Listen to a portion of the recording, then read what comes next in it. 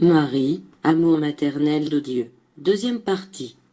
Marie, en tant que médiatrice, consolatrice et co-salvatrice de l'humanité. Marie passa inaperçue, mais elle insuffla la paix dans les cœurs, intercéda en faveur des nécessiteux, pria pour tous, et finalement répandit ses larmes de pardon et de pitié sur l'ignorance et la méchanceté des hommes. Pourquoi ne pas rechercher Marie, si vous voulez arriver au Seigneur, si par elle vous ressuscite, Jésus? Mère et fils ne furent-ils pas ensemble, en l'heure suprême de la mort du Sauveur? En cet instant-là, le sang du Fils ne se mélangea-t-il pas aux larmes de la mère? Du haut de la croix, Jésus avait légué au monde le livre de la vie et de la sagesse spirituelle, un livre que les hommes devraient analyser et comprendre au fil des siècles, des ères et des temps. C'est pour cela que Marie, déchirée par la douleur au pied de la croix, Jésus lui avait dit, « Femme, voici ton fils », en lui montrant Jean, d'un regard qui représentait l'humanité en cet instant précis, mais l'humanité convertie en bon disciple du Christ, l'humanité spiritualisée. Jésus s'adressa aussi à Jean, lui disant, « Fils, voici ta mère », parole que Jésus vous explique maintenant. Marie représente la pureté, l'obéissance, la foi, la tendresse et l'humilité. Chacune de ces vertus est un échelon de l'échelle que Jésus descendit vers le monde pour se faire homme dans le sein de cette femme sainte et pure. Cette tendresse, cette pureté et cet amour constituent le sein divin, où la semence de la vie est fécondée. Cette échelle, par laquelle Jésus descendit jusqu'à nous pour se faire homme et habiter avec ses enfants, est la même que celle que Jésus nous présente afin que, par son entremise, nous l'escaladions jusqu'à lui, en nous transformant d'homme en esprit de lumière. Marie est l'échelle, Marie est le sein maternel. En la cherchant, elle, vous trouverez, Jésus. Jésus nous laissa Marie, au pied de la croix, au sommet de la colline, qui recueillit son sang et les larmes de la mère. Elle resta là dans l'attente de ses enfants. C'est elle qui ôtera la croix de nos épaules et nous montrera le chemin de la gloire. Le message de Marie fut un message de consolation, de tendresse, d'humilité et d'espoir. Il lui fallut venir sur terre pour faire connaître son essence maternelle, en offrant son sein virginal afin qu'en lui s'incarnât le Verbe. Mais, sa mission ne se termina pas pour autant. Sa vraie demeure était au-delà de ce monde, celle depuis laquelle elle peut tendre un manteau de pitié et de tendresse sur tous ses enfants, d'où elle peut suivre les pas des égarés et répandre sa consolation céleste sur ceux qui souffrent. De nombreux siècles avant que Marie descende dans ce monde pour accomplir sa divine destinée, un prophète de Dieu vint pour annoncer cette mission, qu'il s'incarnerait en une femme. Par lui, vous saviez qu'une vierge concevrait et mettrait un fils au monde, qui s'appellerait Emmanuel, qui signifie Dieu avec nous. Au travers de Marie, femme immaculée, en qui descendit l'esprit de la tendresse céleste, la divine promesse, annoncée par le prophète, s'accomplit.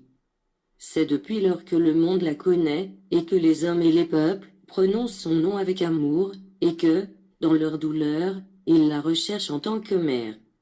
Nous l'appelons mère de toutes les douleurs, car nous savons que le monde lui planta en son cœur l'épée de la souffrance, et que de notre esprit ne s'efface pas l'image de ce visage déchiré par la douleur et cette expression d'infinie tristesse.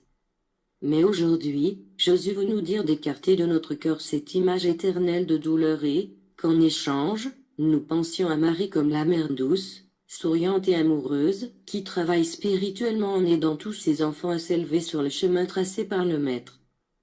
Nous rendons-nous compte que la mission de Marie ne s'est pas résumée à la seule maternité sur la terre.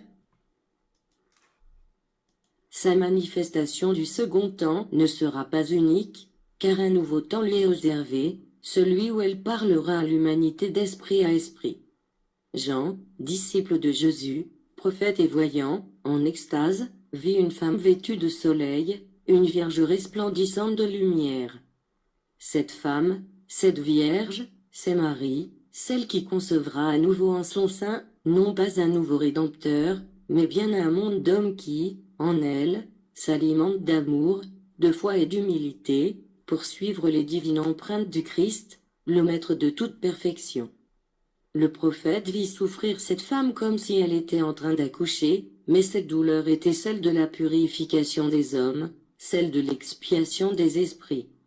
Après la douleur, la lumière illuminera les hommes et l'esprit de notre Mère universelle s'emplira d'allégresse, parce que son esprit est de nature divine. La nature divine de Marie.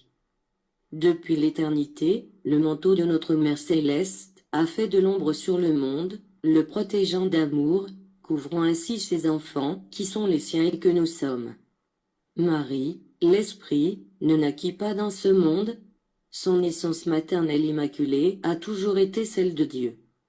Elle est l'épouse de la pureté du Saint-Esprit, de la sainteté du Fils, elle est la fille du Père, en se convertissant en femme, mère de Jésus, et en concevant le Verbe incarné. Marie est essentiellement divine, son esprit est un avec le Père et le Fils. Pourquoi la considérer humaine, si elle fut la fille de prédilection, annoncée à l'humanité depuis le commencement des temps, comme la créature par laquelle s'incarnerait le Verbe divin? Alors, pourquoi l'homme blasphème-t-il et doute-t-il du pouvoir de Christ, et dissèque-t-il irrespectueusement ses œuvres? L'homme n'a pas approfondi mon enseignement divin, il n'a pas médité les propos dont parlent les Écritures, et n'accepte pas ma volonté. Aujourd'hui, au troisième temps, il doute aussi que Marie vienne se révéler aux hommes et moi, je vous dis qu'elle participe à toutes mes œuvres, parce qu'elle représente l'amour le plus tendre, qui s'herberge en mon esprit divin. Marie est l'esprit fondu à la divinité de telle manière qu'elle constitue l'une de ses parties, comme le sont ces trois phases, le Père, le Verbe et la lumière du Saint-Esprit. C'est ainsi que Marie est l'Esprit de Dieu qui manifeste et représente la tendresse divine. Ils sont nombreux ceux qui attendent de monter aux cieux pour connaître Marie, celle qu'ils imaginent toujours sous la forme humaine, de la femme qu'elle fut dans le monde, la mère du Christ en tant qu'homme, et qu'ils représentent sous forme d'une reine sur un trône, merveilleuse et puissante. Mais je vous dis de ne pas continuer à donner une forme au divin, dans votre esprit. Marie, votre mère spirituelle, existe, mais elle ne se présente pas sous la forme d'une femme, ni d'aucune autre d'ailleurs. Elle est la sainte et douce tendresse, dont la charité s'étend à l'infini. Elle règne sur les esprits et son royaume est celui de l'humilité, de la charité et de la pureté, mais elle n'a aucun trône, comme se l'imaginent les hommes. Elle est merveilleusement belle, mais d'une beauté que vous ne pouvez exprimer, ni imaginer par le plus beau des visages. Sa beauté est céleste, et vous ne parviendrez jamais à comprendre ce qui est céleste. Elle a un rayonnement universel. Le rayonnement universel de Marie. Marie, votre mère universelle, est en moi, et c'est elle qui prodigue les plus tendres caresses à ses enfants qu'elle aime très fort. Elle est entrée en votre cœur, pour y laisser sa paix et la préparation d'un sanctuaire. Marie veille pour le monde et déploie ses ailes comme une alouette, pour le couvrir d'un pôle à l'autre. Dans ma divinité, l'amour d'intercession existe, et cet amour, c'est Marie, et c'est grâce à elle que des cœurs, qui demeurent hermétiquement fermés à la fois, se sont ouverts, au repentir et à l'amour. Son essence maternelle est présente dans toute la création, elle est ressentie par tous. Malheureusement, il y en a qui, lorsqu'ils la voient, la renient. Ceux qui renient la divine maternité de Marie désavouent l'une des plus merveilleuses révélations que la divinité a faites aux hommes. Ceux qui reconnaissent la divinité du Christ et renient Marie ignorent qu'ils se privent de posséder la plus tendre et douce essence qui existe en ma divinité. Nombreux sont ceux qui, croyant connaître les Écritures, ne connaissent rien parce qu'ils n'ont rien compris, et nombreux sont aussi ceux qui vivent dans la confusion, en croyant avoir trouvé le langage de la création. L'esprit maternel palpite doucement en tous les êtres, vous pouvez contempler son image à chaque pas. Sa divine tendresse est tombée, comme une graine bénie, dans le cœur de toutes les créatures et chaque royaume de la nature constitue un témoignage vivant d'elle. Et chaque cœur de mère est un autel élevé devant ce grand amour. Marie fut une fleur divine et Jésus en fut le fruit.